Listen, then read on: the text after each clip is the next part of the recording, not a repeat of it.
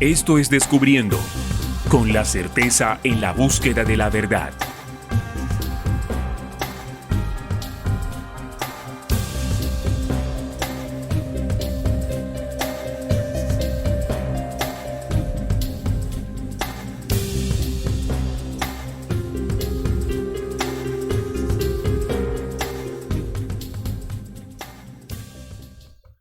Hola, ¿qué tal amigos? ¿Cómo están? Bienvenidos a Descubriendo con la certeza en la búsqueda de la verdad. Y como siempre decimos, desde ahora comenzamos a compartir con ustedes una herramienta que nos sirva para seguir avanzando por este camino de la real esencia de la verdad.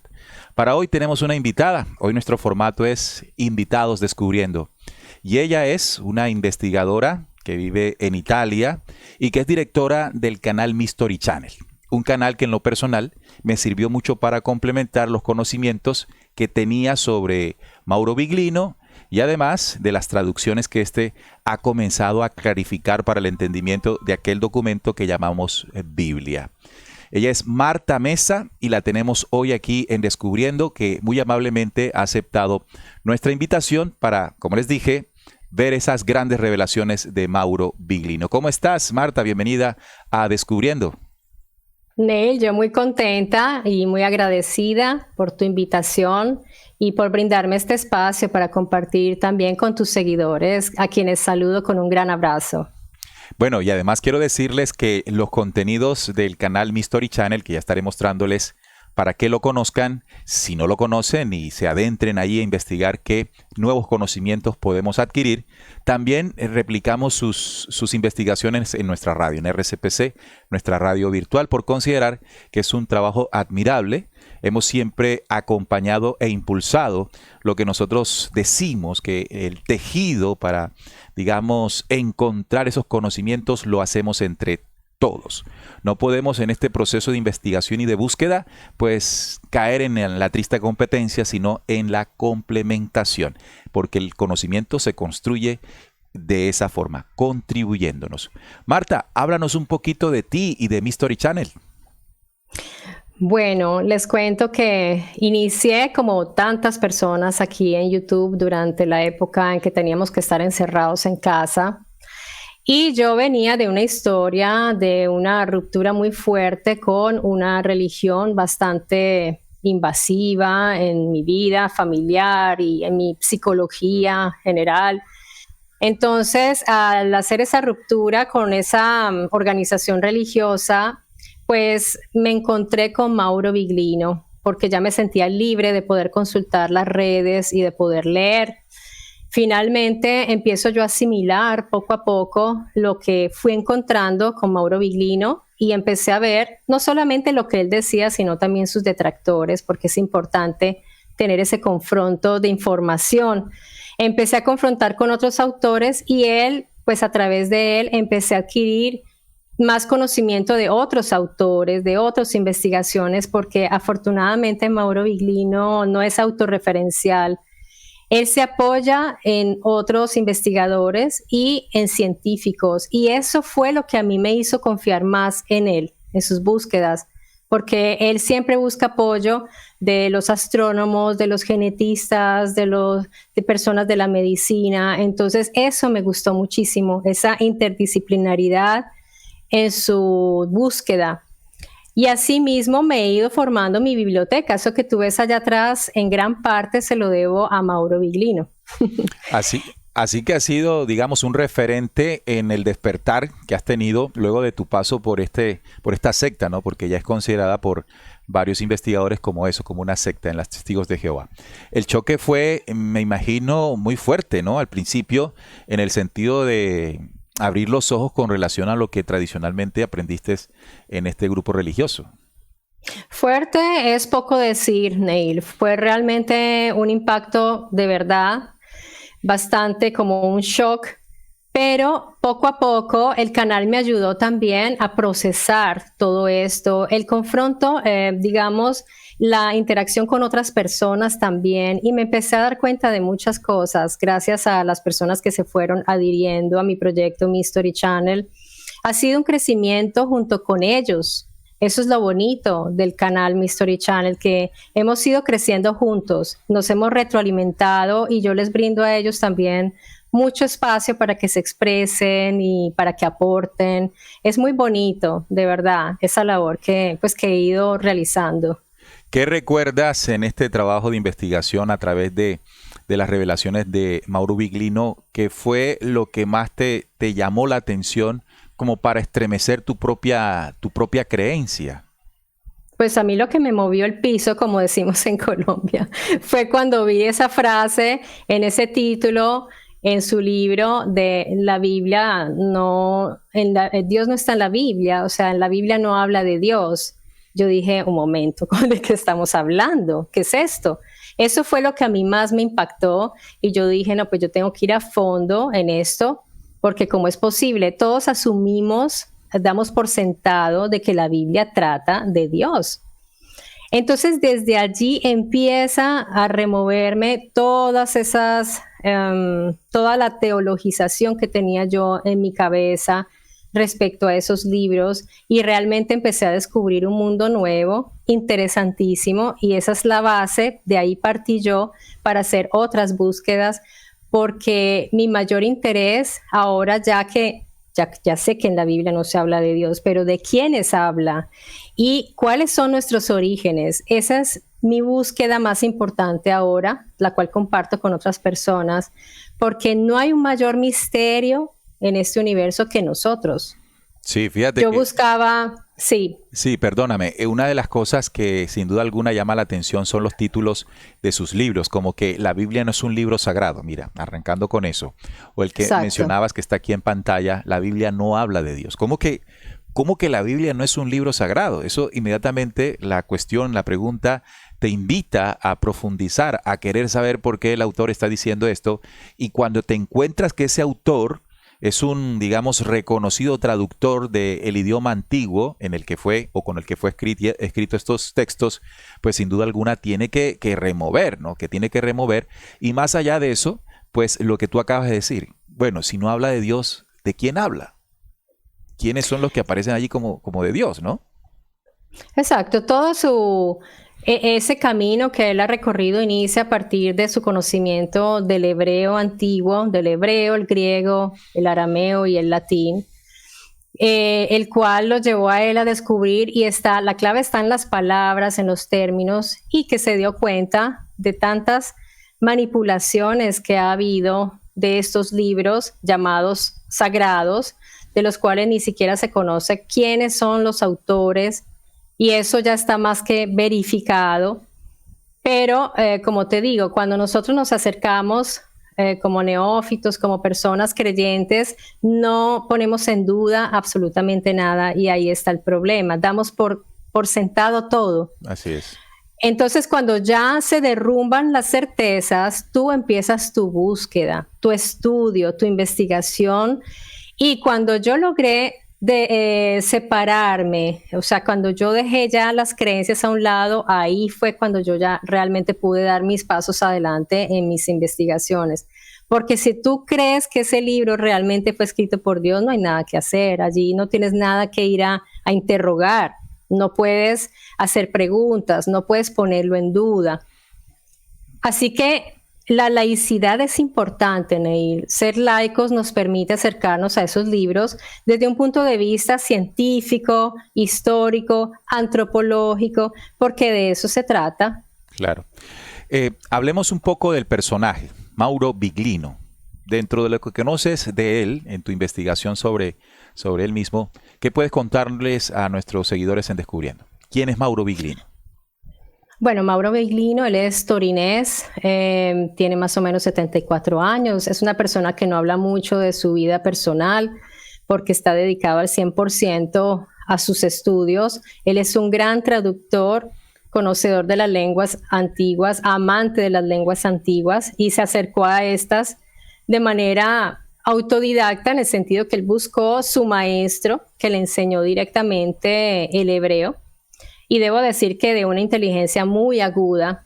Y Mauro Viglino empezó a traducir la Biblia, él con un lapicito y un cuaderno a mano. Uh-huh. Y ahí fue cuando se acercó a la editorial San Pablo, que colaboraba con el Vaticano, y ahí lo conocen, se dan cuenta de lo bien que traducía y le pidieron hacer esta labor. Él alcanzó a traducir 17 tomos, desde el Bereshit, tal vez alcanzó a traducir todo lo que es la Torá, me parece.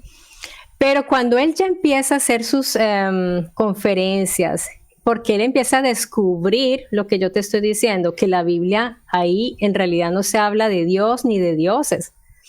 Se está hablando de unos personajes muy concretos, y él empezó a entender también el pensamiento hebreo y empezó a entender muchas cosas, porque él es interdisciplinar también. Él no se queda ahí focalizado, sino que él va a buscar también el estudio de otras religiones, otras culturas, y se dio cuenta y empezó a compartirlo en conferencias. Pues hasta ahí fue el trabajo, porque lo despidieron, y él continuó haciendo sus conferencias hasta el día de hoy, que pues desafortunadamente su enfermedad lo ha limitado bastante. ¿Has tenido la oportunidad de escucharlo? Tú que estás allá en Italia, ¿has podido en algún momento asistir a algún tipo de conferencia en la que haya compartido información importante? Tuve la gran fortuna de asistir a la última que realizó precisamente en su ciudad, en Torino. Ahí estoy yo cuando él me está firmando el libro.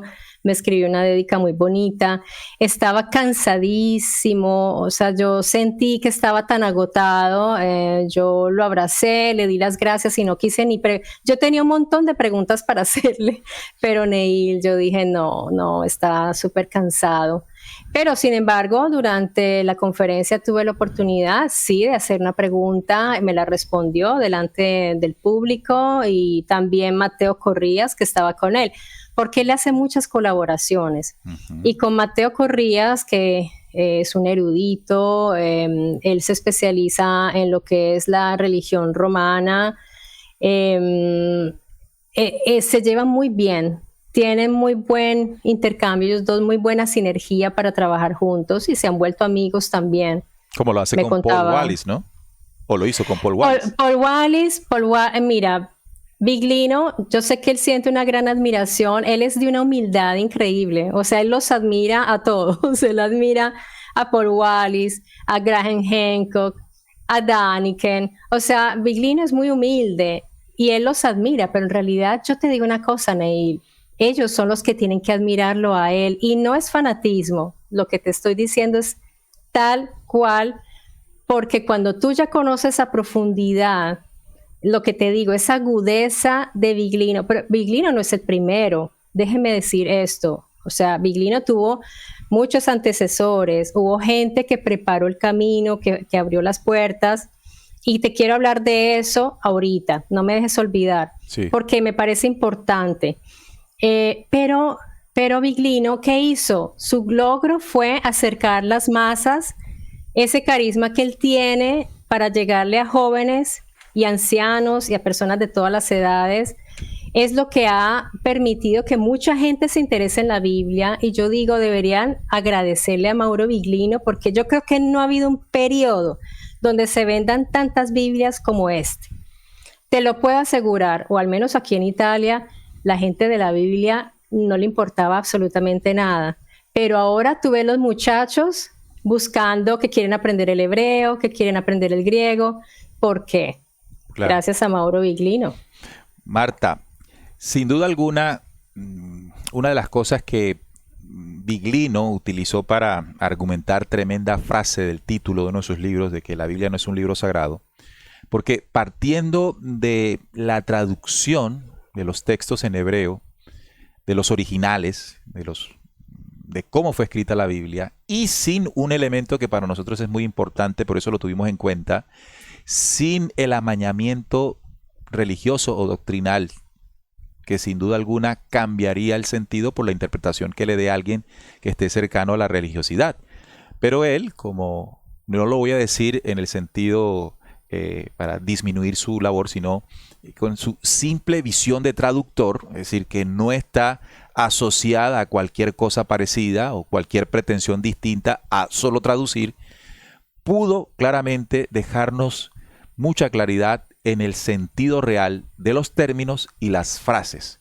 Y eso que pareciera, como los religiosos yo los he escuchado decir que, bueno, eso no cambia mucho las cosas, ¿no? Es una forma distinta de decirlo, pero en las cosas que él ha dejado, digamos, claridad de su significado original, pues cambia completamente el sentido de lo que nosotros consideramos como sagrado en la Biblia. Y en ese sentido, te invito a que pasemos a hablar de sus principales revelaciones, ¿verdad? Dentro de lo que le has escuchado, el trabajo que has hecho precisamente en Mystery Channel, de transmitir o retransmitir las conferencias o los estudios, ¿tienes algunos, digamos, elementos de conocimiento que surgen de su traducción que puedas destacar y regalarnos acá en el programa? Por supuesto, pues yo diría que uno de los temas centrales y más importantes y de donde surge el título que la Biblia no habla de Dios es precisamente el término que siempre se ha traducido como Dios. Los términos Dios, Señor, Altísimo, Todopoderoso, Eterno. Él se centró en esos términos porque son los términos clave y ahí fue cuando él se dio cuenta, como ya muchos de ustedes saben, que estaba el término Elohim. Él empieza a hacer sus búsquedas porque Elohim es un término ya conocido y como les digo, Biglino no fue el primero en identificar esto, que Elohim es un término plural. Y los Elohim, que además se escribe con mayúscula, pero todo esto es por la tradición, porque no debe estar en mayúscula, no es un nombre propio, es un grupo de individuos, es un colectivo. De hecho, él se dio cuenta también de las incongruencias, porque en el Génesis hagamos pues con quién está hablando, con otros Elohim. Claro. Pero entonces la teología es la que se ha encargado de ponerle velos a esa realidad, a esa verdad escueta que está ahí. Entonces los escritores bíblicos nos lo dijeron todo el tiempo, los Elohim, pero si le cambian el artículo ya no son los Elohim, sino el Elohim, y luego le ponen que son los jueces, y empiezan a hacer este tipo de interpretaciones, pues la gente no se da cuenta, y tú ya en tu Biblia de tu casa lo tienes como Dios o Señor. Y por otro lado está el término Él, que ese todavía está más discutido porque todavía no se ha dicho la última palabra, porque puede ser que Él en realidad era el padre de los Elohim y era un individuo que venía de la antigüedad todavía, de los canaanitas, que viene de una historia mucho más antigua. Así que todo esto está, digamos, en transición constante, pero igual puede ser él como el singular de los Elohim o él como el padre de los Elohim. Esas son teorías ya. Entonces hay que tenerlas en cuenta porque esta nueva teóloga está hablando al respecto. La Francesca Stavrakopoulos, ella está hablando de esto en este momento. Entonces yo lo estoy tratando en el canal. Y el Elión es simplicísimo, es un término que convirtieron en el Altísimo, pero resulta que Elión es un adjetivo, estar por encima. De hecho, hay unas habitaciones que están en las partes superiores de las casas que se llaman Elión. Y lo convirtieron, imagínate, lo pasaron pues al Altísimo como un superlativo y resulta que no es el Altísimo, simplemente es un adjetivo. Un adjetivo y absoluto, cuando tú ves, un adjetivo lo volvieron absoluto, lo volvieron algo superlativo, claro. Superlativo, pero no, es simplemente algo que está por encima. Puede ser cualquier cosa que está por encima de, o también un sujeto que está en un rango superior, pero jerárquicamente. Y cuando tú ves que Elión reparte tierras, entonces tú dices, Elión era un comandante, una persona que tenía un grado superior, pero no estamos hablando aquí de dioses, ¿ves? Entonces, cuando ya entendemos que estamos hablando de individuos de carne y hueso, de militares, que han colonizado esas tierras y que hay uno que les reparte las tierras, ya te va viniendo una claridad y total, ya todo toma una coherencia. Toma un sentido distinto. Entonces, estamos hablando de Elohim como un conjunto de personajes que lejos de ser Dios, como nos dijeron, simplemente son entidades biológicas que esa es la otra pregunta. ¿Viglino se arriesga a decir, luego de estas traducciones, el origen de estos Elohim? Claro, porque es que en las mismas escrituras está. Allí te hablan, bueno, cuando hablan de Yahvé en específico, cuando hablan de dónde viene, te dan lugares también tipo del oriente o te dice de la montaña, pero cuando tú vas más allá en otros textos y ves que dice, por ejemplo, en los Salmos, que Yahvé debe pasar con su cabot y atravesar las puertas del Olam.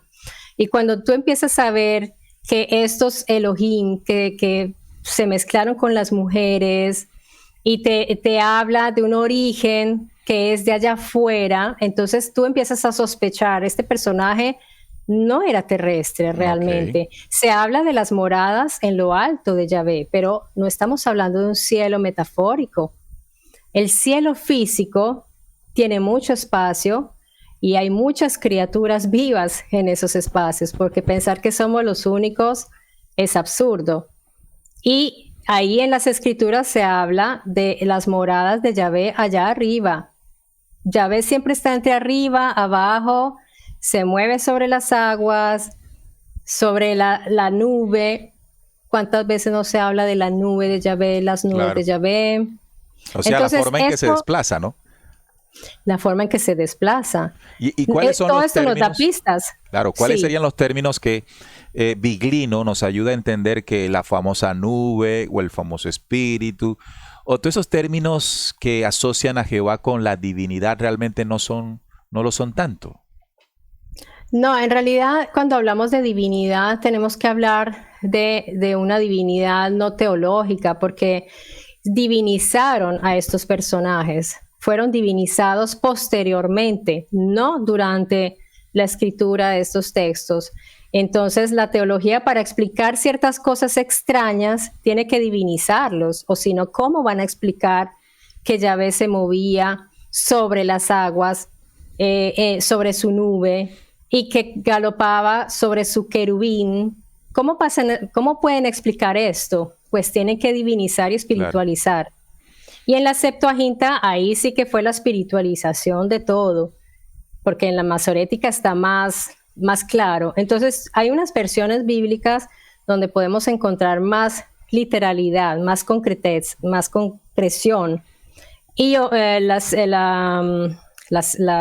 Biblia de los 70, sí, pues ahí fue ya esa Biblia traducida al griego, pues ya los teólogos, mejor dicho, se dieron vuelo con eso, claro. Literalmente. En ese sentido. Pero tenemos, por ejemplo, términos como el ruaj, por ejemplo, que es un término que ruaj literalmente tiene, tú sabes que el hebreo es polisémico, entonces tiene varios significados, pero siempre es viento, viento en movimiento, por eso de ahí después evolucionó hacia lo que es el espíritu, pero en realidad es viento y viento en movimiento, o algo que se mueve con el viento. Pueden ser cosas que mueven, un ventilador es un ruaj, porque está moviendo el viento, ¿ves? Sí.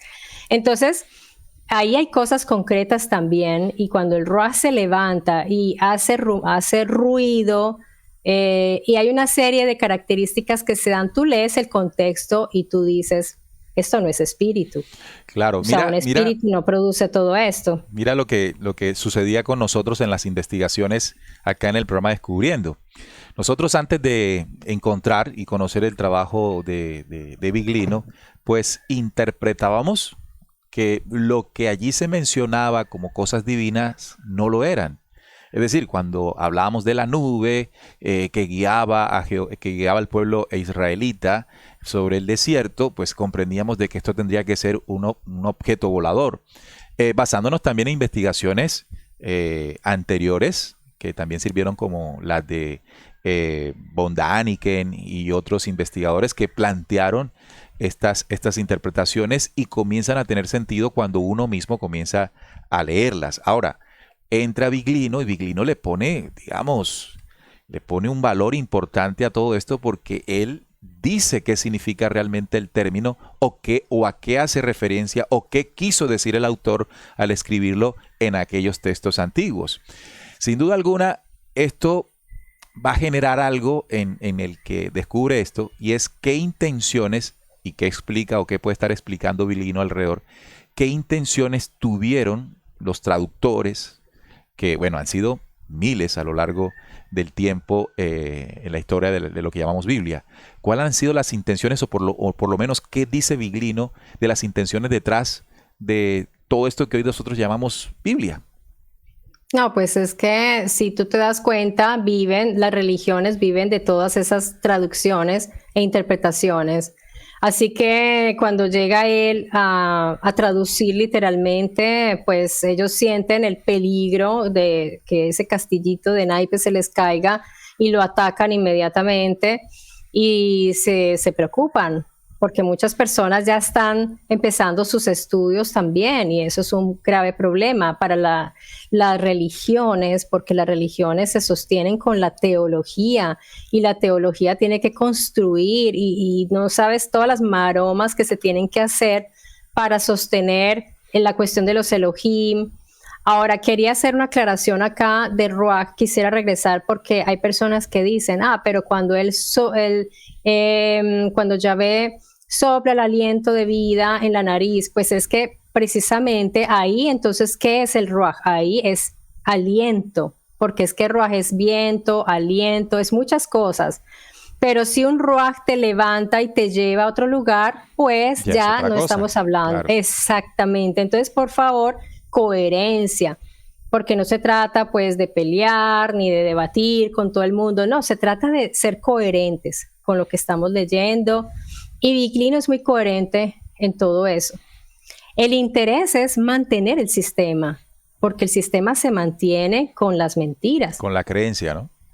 Claro, si la gente deja de creer en todo esto, esto es un problema. Es como si viniera mañana una nave nodriza sobre Nueva York. Se cae el sistema inmediatamente, porque ya todo el mundo dice, no era todo lo que nos decían, era otra cosa. Marta, y en el Nuevo Testamento, evidentemente el Nuevo Testamento hace parte también de la Biblia. ¿Qué visión, qué interpretación tiene Biglino sobre Jesús? Porque sobre Jesús, digamos, reposa de una manera manipulada también toda la estructura de lo que hoy es el cristianismo, que también ha servido para el control del que estamos hablando. Pero, ¿qué aporta, qué entiende Biglino en la traducción de los textos esta vez en Nuevo Testamento? Que si bien, bueno, digamos que no están en ese hebreo antiguo, pudieron haber o pudo haber él buscado dentro de esto qué puede haber más allá de lo que nos dijeron. Bueno, tú dijiste algo, y es que el Nuevo Testamento también forma parte de la Biblia, pero ojo, porque se forma parte de la Biblia es forzoso. No es que realmente forma parte, sino que los unieron forzosamente y pues a mí siempre me ha parecido eso como un híbrido terrible, que hayan unido el Nuevo Testamento con el Antiguo, me parece terrible, pero bueno, me imagino que los hebreos no están muy contentos tampoco con esa unión. Ellos sí tienen claro eso, ¿no? Los hebreos. Sí. Bien, Mauro Biglino al inicio no quería introducirse mucho con la figura de Jesús, porque es una figura difícil de encuadrar ya para los historiadores, imagínate pues. Pero él, después de que la gente le pidió hacerlo, se empezó a interesar y ha hecho colaboraciones con Pietro Buffa, me parece, ahora me acuerdo el nombre con quien ha colaborado para hacer el libro sobre Jesús, que lo debo tener por aquí cerquita. Bueno, el caso es que Biglino, él dice, bueno, seguramente existió Jesús, y él trata de hacer un análisis lo más neutral posible, pero siempre está esa posibilidad, como él dice, su método ¿cuál es? Pues hagamos de cuenta que lo que escribieron era lo que realmente pasaba. Entonces tenemos a un individuo que nace de una manera extraña, porque él llega mediante de una intervención de un Geber El que se presenta a una joven, a una muchacha, y a otras mujeres, de hecho, entre las cuales algunas eran hasta estériles y todas quedan embarazadas. Ahí hay algo, ¿verdad? Claro. Entonces, él dice, bueno, igual tenemos a esta gente que ya venía de una historia con los Elohim y muchas intervenciones genéticas para mantener un linaje, pues está la posibilidad de que Jesús también esté dentro de esas intervenciones, puede ser. Claro. También por las características de su vida, por lo que hizo, digamos que hubiera realizado algunas sanaciones muy particulares, puede ser que Jesús tenía un cierto conocimiento, pero siempre está ahí como entre lo divino y lo humano. Divino, ya te digo, divino no es desde el punto de vista teológico, ¿no? Sino dentro de lo estos... extraterrestre y terrestre. Sí, exacto. Entonces sería posiblemente un híbrido, claro, como lo fueron los otros también. ¿Qué piensas de esa teoría? No sé si viene de Viglino, tú me corregirás, en la que se dice que el padre de Jesús realmente fue Gabriel, siendo él el anunciador del embarazo de su madre. Es que el Geber El era, en realidad, yo lo veo más como un mensajero, o sea, él intervenía comandado por los Elohim. Yo no creo, porque de todas maneras ahí dice que él la cubre, o sea, este Geber él la cubre con su cuerpo, entonces parece que ahí hubo un contacto sexual. Claro. No fue una inseminación en este caso, parece que sí hubo contacto con este sujeto de estas características, que si era un malak, entonces no estamos hablando de seres humanos, claro, estamos siempre hablando de estos sujetos que venían de afuera. Dentro de nuestras investigaciones nos hemos topado con diferentes hombres contactos y uno de los que pues le hemos sacado bastante el jugo, como decimos acá en Colombia, ha sido a Enrique Castillo Rincón. Una de las cosas que es muy valiosa, creo yo, dentro del trabajo de Enrique Castillo es haber dejado una claridad de dos fuerzas existentes dentro de los seres que vienen al planeta Tierra. Es decir, habla de una raza o de un conjunto de razas bastante hostiles que a su llegada al planeta Tierra pues generaron un proceso de manipulación que se puede encontrar en el Antiguo Testamento a cargo de los Elohim, ¿no? Por ejemplo, una de las cosas que le escuché a Viglino es decir que en el Antiguo Testamento se pueden encontrar más de 20 Elohim, cada uno encargado de una labor específica. Por ejemplo, había uno designado a las cuestiones genéticas en las que se cambiaron las condiciones precisamente de la genética humana. Ese conjunto de personajes, Elohim, como allí se describe, pues comparándolo con lo que Enrique Castillo plantea, son los seres extraterrestres de una facción negativa. Pero al mismo tiempo, pareciera, como también lo dice el libro de Enoch, otro texto, no perteneciente al canon bíblico, pues llegaron unos personajes que vinieron a ayudar, ¿sí? Y que no entrarían probablemente dentro de la terminología de Elohim. Sin embargo, casi sería lo mismo, personajes que vienen de las estrellas, pero se contempla dentro del trabajo de Viglino, o por lo menos tú lo has entendido, que hay una descripción, una definición, una separación de dos fuerzas, una de carácter negativo, que se puede notar allí como Dios del pueblo hebreo o dioses del pueblo hebreo, y otro de carácter positivo de la cual se puede pues hacer parte también incluso del mismo Jesús. No, nunca, nunca. Y en realidad yo soy muy escéptica de esa idea como tan configurada, de estos son los buenos, estos son los positivos, estos son los negativos. Yo tendría cuidado con esas clasificaciones. Yo soy muy escéptica en eso porque yo pienso que estos sujetos que vienen de afuera, así tengan una biología, una psicología distinta a nosotros probablemente, pero los que nos construyeron a nosotros son muy parecidos, pues porque nosotros nos parecemos a ellos. Y yo no conozco humanos buenos y malos, yo conozco seres humanos que hacen cosas buenas, hacen cosas malas, toman malas decisiones. Esta configuración ya como tan estructurada de los buenos y los malos no me gusta, porque es como una clasificación que no sé cuál es la fuente de esto. Hay relatos que tenemos, pero si tú te das cuenta en esos mismos relatos podemos percibir muchas facetas de estos mismos personajes. Los mismos Elohim se enojaban, eran violentos, pero también podían manifestar bondad con otras personas. O sea, yo no clasificaría esto con positivos y negativos, porque ya se empieza a formar. A mí me da la impresión de que se están formando otras teologías nuevas. Entonces, en las teologías ya tenemos todo claro. O sea, ya sabemos quiénes son los buenos, quiénes son los malos, como decir los demonios y los ángeles, el diablo, Dios. Es muy infantil ese modo de ver la biología del universo, porque en el universo hay muchas formas de vida muy complejas y nosotros mismos tenemos muchas facetas. O sea, yo no pensaría, por ejemplo, si tú te fijas en una guerra, no hay buenos y malos. Hay seres humanos que están combatiendo, pero no hay ni buenos ni malos. Bueno, esto claramente es tu interpretación de lo que has estudiado, pero en el trabajo de interpretación, de traducción de Viglino, ¿se deja ver algo de eso? No, precisamente, por eso te digo, yo en su trabajo nunca he identificado eso. Viglino, él nos muestra los temperamentos que ha podido ver entre estos individuos, cómo se comportaban, las cosas que exigían, pero nunca le he oído hablar pues que eran buenos o malos. Hacían cosas terribles, como te digo, hacían cosas terribles que les gustaba, de pronto les agradaba, pero nunca he visto esa clasificación de los positivos y negativos en Viglino, nunca.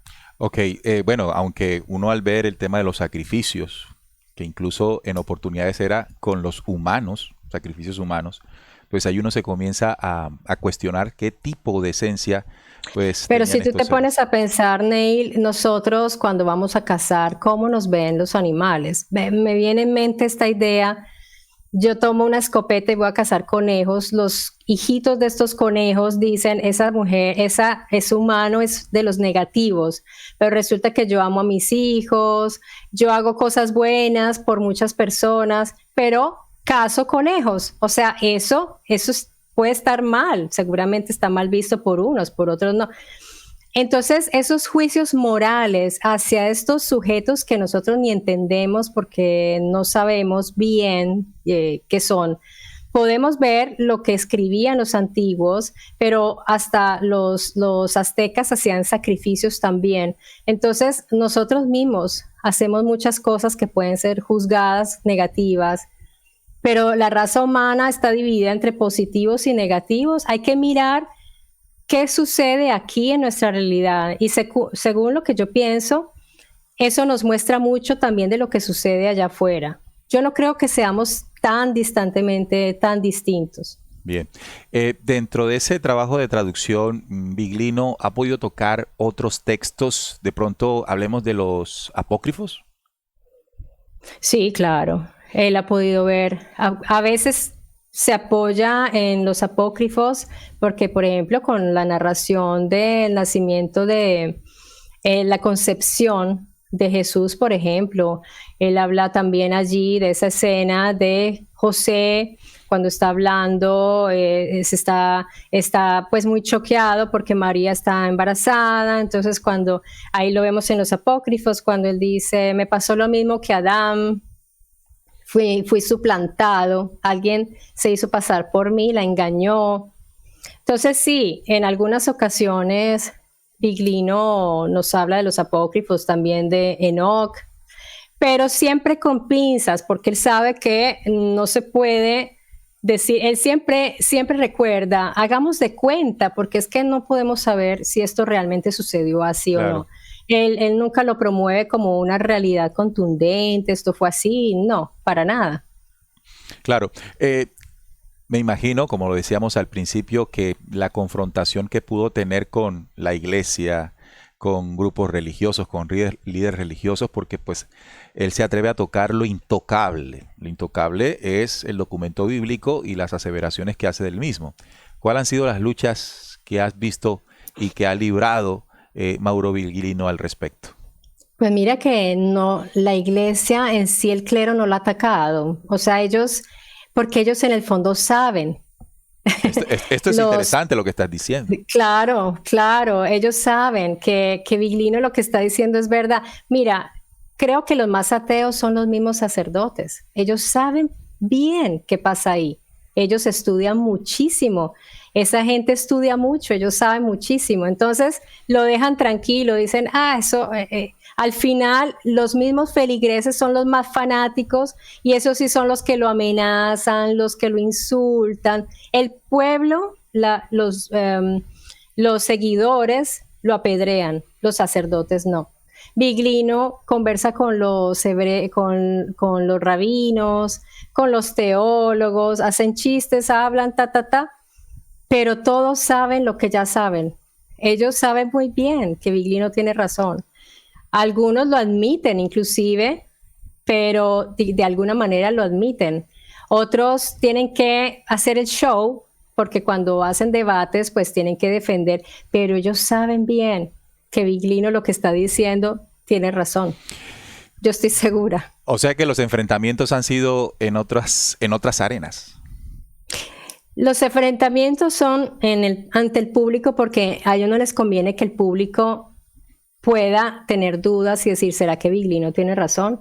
Entonces, obviamente, en sus debates son fuertemente opuestos, pero yo he visto en ciertos momentos de ciertos debates donde alguno de esos teólogos prácticamente está más de acuerdo con Biglino de lo que podemos pensar. Pero como te digo, Neil, ellos al pueblo lo tienen que mantener ignorante. Ellos saben que Biglino sabe lo que ellos saben, lo que todos saben, porque un teólogo tiene que saber la verdad. Una persona que estudia como estos seminaristas, ellos saben muy bien y algunos tienen sus crisis y se salen. Otros decir, no, yo estoy aquí porque pues este es mi trabajo. En fin, todos tienen sus motivos para estar ahí adentro. Claro. Pero digamos que al nivel ya de pastores, gente que no sabe bien la lengua original, ellos sí pueden estar engañados porque ellos sí no tienen acceso directo. Dentro de esa argumentación para debatir contra los argumentos de Biglino, algunos recurren a la difamación, yendo, por ejemplo, de pronto a algunas situaciones del pasado de Biglino y aprovechándolas como pues las tenemos todos los seres humanos para desacreditar su labor académica en el tema de las lenguas. ¿Ha tenido que ver esto con Biglino? ¿Se le ha atacado desde esa forma, digo yo, baja? Porque pues siempre uno tiene que ir al trabajo y no a lo que esa persona es en sí. Sí, claro, no ha faltado. Y lo que me da risa es que lo que tanto sacaron como es que él es un estafador y uno dice, sí, tú conoces el crack Bersano. ¿Eso qué es? En realidad se llamaba el crack Bersano, la famosa estafa que sucedió por parte de un inversionista, de un consultor. Él tenía una agencia de inversiones, era un consultor como esa gente que son brokers. Biglino era parte de un team de personas que eran brokers. Él vendía productos financieros. Entonces, si tu jefe te dice, véndeme estos productos y tú eres un vendedor y tienes que pagar tu renta, pues tú vendes tus productos. Pero resulta que si esos productos estaban por irse a la quiebra y toda esa pobre gente perdió una cantidad de dinero, eso fue muy doloroso, muy horrible. El único que puso la cara fue Mauro Biglino.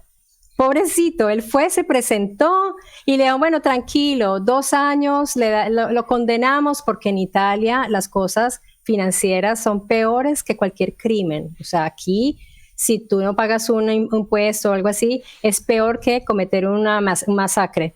Entonces, le dijeron, bueno, te damos 2 años de condena, pero 2 años pues en su casa, ¿no? Claro. Y él, como buen ciudadano, lo cumplió, nunca más se habló de eso. Apenas empezó a brillar, apenas empezó a encontrar su camino como escritor, traductor, pues claro, ahí fueron todos y una cantidad de gente chistosísima repitiendo como loritos, pero es que sin saber ni tener ni idea que eso ya había estado súper superado aquí en Italia, nadie habla de eso, a nadie le importa. Pero si tú vas a Wikipedia, es lo primero que te sale. Claro. Y lo chistoso es que es el crack Bersano, no es el crack Biglino, es el crack Bersano. Biglino fue uno que cayó ahí. Entonces, es bajo, como dices tú, Claro, es bajo.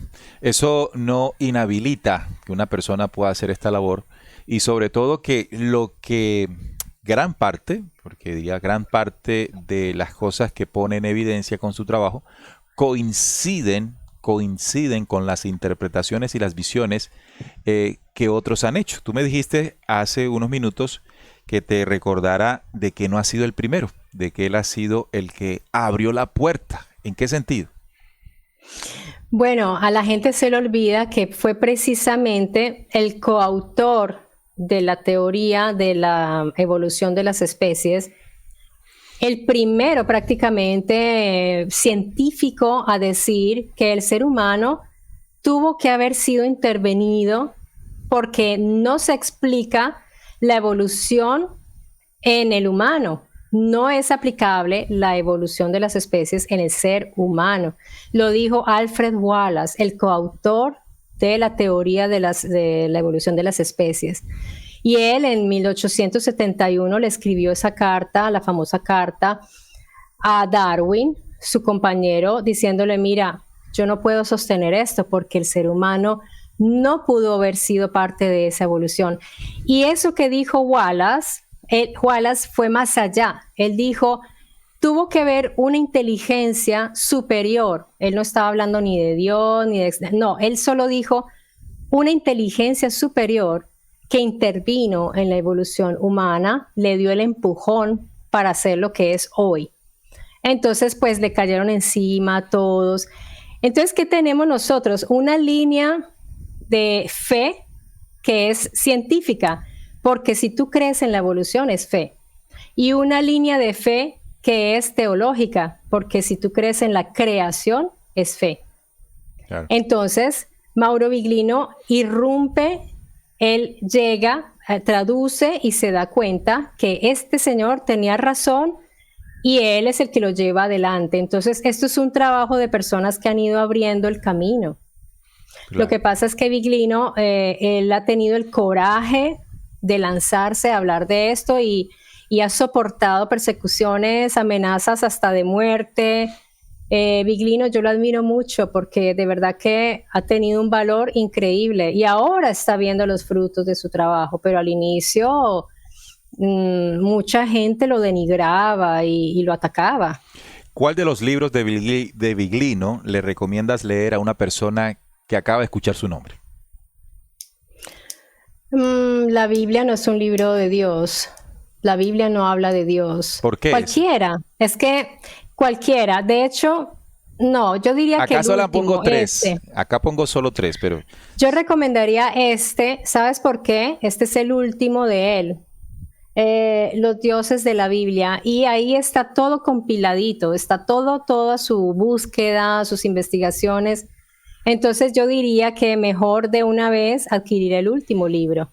Claro. Y este creo que ya dentro de poco va a salir en español, cosa que yo estoy haciendo mucha fuerza. Yo me escribo con la esposa de él. Ella forma parte de la editorial Tutti, que es la que ellos tienen. Son socios, entonces yo le dije, ay, por favor, prométeme que lo vas a traducir. Me dijo, mira, Marta, ya estamos traduciéndolo, no te preocupes, que tú vas a ser la primera en saberlo. Y yo, bueno. Qué bueno, qué bueno. Dentro del trabajo de Biglino, dices que lo admiras mucho. ¿Han habido otros investigadores parecidos en las revelaciones que hacen? Por ejemplo, de que los dioses que están ahí en el Antiguo Testamento, sobre todo, no corresponden a Dios, sino a otro tipo de seres. ¿Que también admires o sigas su trabajo? Por ejemplo, sí, muchos. J.J. Benítez o un Freycedo, qué sé yo, Von Daniken, qué sé yo. ¿A quién sigues? ¿O a quién crees tú que complementa el trabajo de Biglino?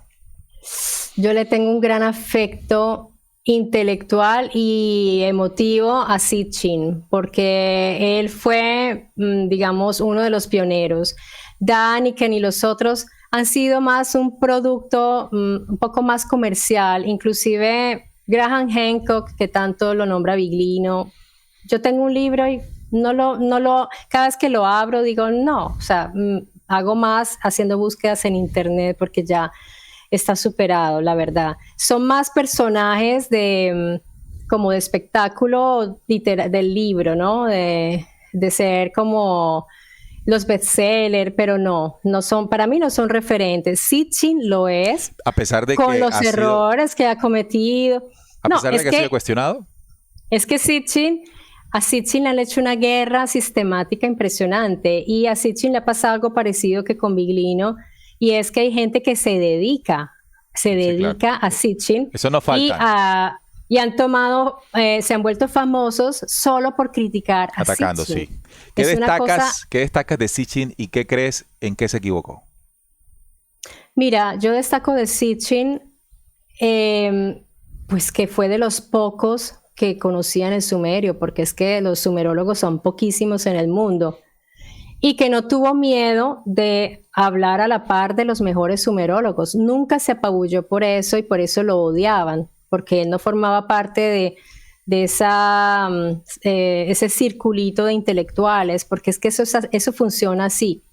Entonces lo han denigrado de la manera más horrible, pero yo he hecho comparaciones con Kramer, con Pettinato, con Peinado, con los sumerólogos reconocidos, y yo no veo la diferencia. Lo que pasa es que Sitchin iba más allá. ¿Qué sucede? Que cuando tú estás interpretando una tablilla, entonces si tú le aumentas la idea que tú tienes de eso que estás leyendo, entonces ya eso es un crimen. Una especulación Pero tuya. resulta que eso lo hacen todos. Claro. A ver, hay unos que se dedican solo a la traducción y se detienen en eso. Entonces, cuando hay un huequito en la tablilla, no dicen nada más, ponen el huequito. Sitchin dice, pues como aquí están hablando de los planetas, entonces él iba un poco más allá, y eso fue pues el acabose.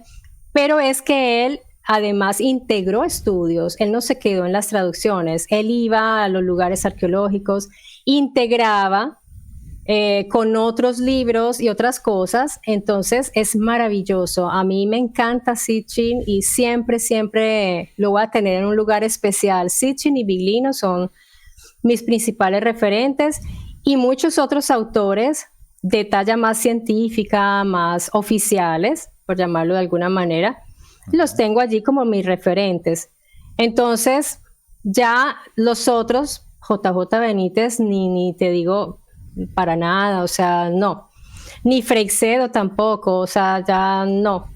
Pienso que con los poquitos que tengo he podido armar una excelente biblioteca, claro, y me siento muy orgullosa de esto. Es importante decirle a nuestros seguidores en Descubriendo que todos vamos asumiendo conforme a nuestro intelecto y incluso a nuestras capacidades internas qué tipo de información puede ser más clara, más contundente, más reveladora que otra. Eso no nos, digamos, nos condena, como es lo que intentan hacer las religiones, que tiene que ser así. Y si no es así, anatema y todo aquello. Aquí lo importante, y siempre me ha parecido que hay que destacar, es que debemos saber escucharnos, y de saber escucharnos, sacarnos nuestras propias conclusiones. Mientras escucho y mientras ustedes escuchan, traten de sacar lo que Marta nos puede regalar, que es un tesoro, cuando lo sé encajar en el lugar donde va. Ese es, digamos, el punto que un buscador debe tener muy en cuenta. Y no se queden con las denuncias de youtubers, de que este mintió, este no mintió. No se queden allí, porque cuando ustedes van a ver en las supuestas equivocaciones de Sitchin, lo que van a hacer es ir a verificar que tenía razón.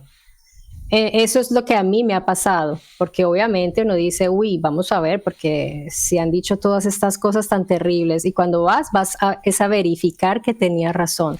Claro, fíjate. Entonces, que Sitchin deja la claridad de lo que fueron los Anunnakis, y en el sentido también del origen, de su origen y del origen de la humanidad en ellos, que toda esa interpretación y todos estos temas comienzan a cuestionar o a dejar en tela de juicio las versiones arqueológicas y todas estas versiones oficiales de grandes científicos. Exacto. Y evidentemente, pues los egos ahí también funcionan y funcionan Ujú. más de lo que nosotros podríamos imaginar.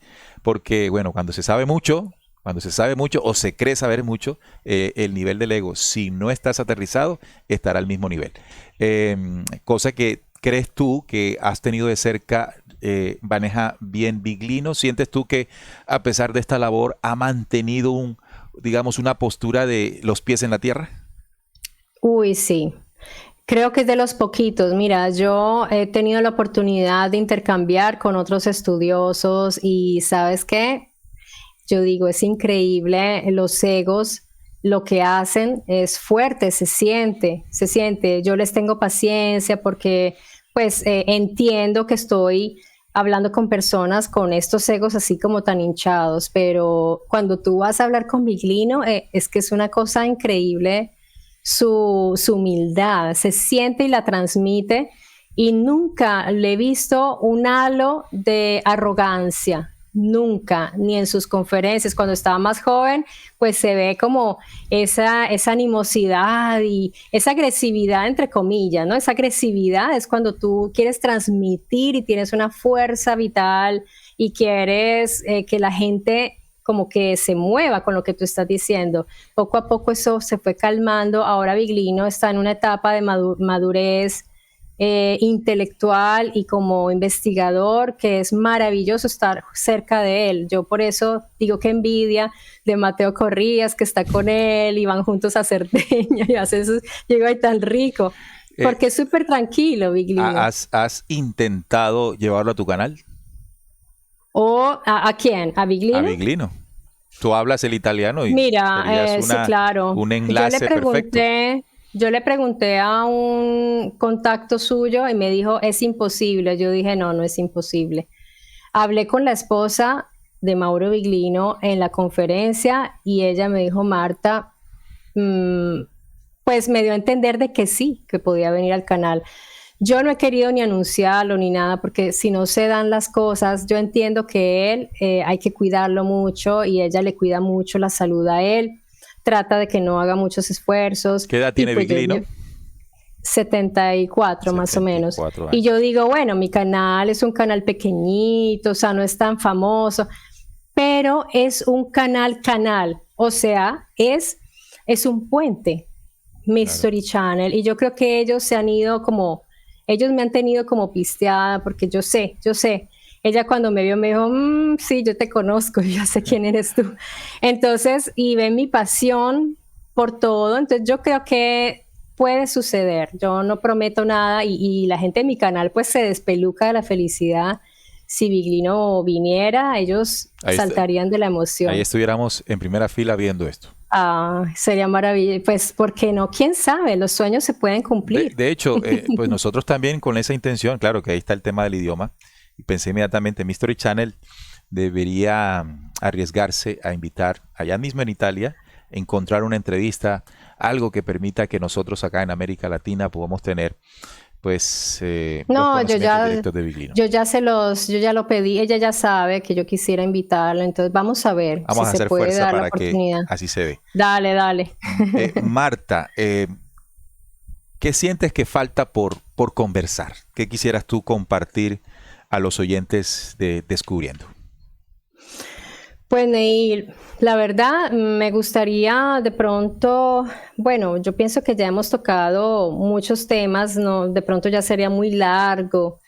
Yo quería hablar un poco más acerca de cosas, por ejemplo, específicas como fue la construcción del ser humano, pero si quieres podemos hacer otra sesión, otro día, Claro. como que, porque no quiero como tampoco aburrirlos, que Está se me bien, vayan a está bien. dormir. Es decir, ya podríamos profundizar en temas específicos. Sí, puede ser, porque esa parte es una parte que intriga mucho, es muy intrincada, entonces pues ya dejarla para lo último es muy pesado. Claro. Recomiéndanos algún programa, alguna investigación que tengas en Mystery Channel que creas tú que le puede servir a personas que ahora nos estén viendo y estén diciendo, bueno, ¿y este señor quién es? Quiero aprender un poco más de él. Bueno, yo les recomiendo la playlist que se titula Mystery Academy, porque ahí estoy reuniendo un material muy bien preparado, muy bien estudiado. Y obviamente, pues yo no solo hablo de las investigaciones de Biglino, yo complemento y creo que por eso se enriquece mucho más la información. Y de resto les recomiendo que entren y que se hagan un buen tour en Mystery Channel y bueno, eso ya depende de cada uno, de sus preferencias. Ahí hay temas que sí les puede interesar realmente, espero. Sí, yo aquí he visto algunos programas que me han servido mucho para complementar Sí, mis investigaciones y de hecho siempre tuve la idea de invitarte porque me parece ah, fantástico. Soy de los que piensa, vuelvo y lo digo al aire, soy de los que piensa que nosotros, los que estamos en este proceso de búsqueda, y digo, los de búsqueda honesta, los hombres sí. de búsqueda honesta, porque hay hombres de búsqueda que lo hacen para dominar a otros, porque el conocimiento Ujú. desafortunadamente ha sido utilizado para dominar. Pero los Como que, instrumento de poder. claro, sin duda alguna, los que lo hacemos de manera honesta y que nos consideramos, tú decías, somos canales pequeños, y es cierto, ¿no? Si nos vamos a comparar canales de millones de visualizaciones, somos muy pequeños. Uniéndonos en lo que podamos compartir, ampliando la visión y evitando con esto los sectarismos, ¿no? Porque incluso Eso, dentro de los canales también pueden suceder esos fenómenos de sectarismo. Sus creyentes, sus seguidores, sus exacto. postulados, y a veces no hay que darle a las personas solo lo que quieren ver, sino lo que necesitan saber. Y aquí en Descubriendo, pues hemos tratado de que esto sea así, Marta. Así que, sin duda alguna, vamos a más adelante conversar contigo para tenerte nuevamente y tocar un tema en específico y sacar lo que se maneje dentro de la información que has cosechado sobre el tema, ¿vale? Excelente, Neil. No, pero quiero antes que nada felicitarte por la labor que estás haciendo. Me sentí muy bien. Eso no sucede no hay esa química con todas las personas porque tú me dejaste hablar, me dejaste expresarme y de todas maneras decirle a las personas que te siguen que no se trata de convencer o de que tengamos la verdad o algo por el estilo, sino de brindarles la posibilidad de que puedan ampliar más en sus investigaciones. Yo estoy a la orden en lo que se les ofrezca, si me quieren hacer preguntas, estoy a disposición de todas las personas que quieran acercarse. Muchas gracias, Neil. Muchas gracias, Marta. Y bueno, que este sea el primero de lo que se llama dentro de esto colaboraciones, ¿no? Genial, me parece genial. Un abrazo y que tengas buenas noches allá en Italia. Gracias, Neil. Un abrazo para ti. Hasta luego. Bueno, Chao. amigos, Marta Mesa del canal Mystery Channel con nosotros aquí en Descubriendo. Les invito a que se echen una pasadita, como ya se los mostré allí en vivo, compartiendo con Marta en Mystery Channel. Apoyemos este tipo de iniciativas que nos permite ampliar, como ya les dije, ampliar los conocimientos. Ampliando los conocimientos, ampliamos el pensamiento al nivel del universo y los más favorecidos vamos a ser nosotros mismos. Regálenos el me gusta, suscríbanse al canal y por supuesto también al de Mystery y nos vemos la próxima semana con más Descubriendo. Recuerden, con la certeza en la búsqueda de la verdad. Chao, chao. Descubriendo. Con la certeza en la búsqueda de la verdad.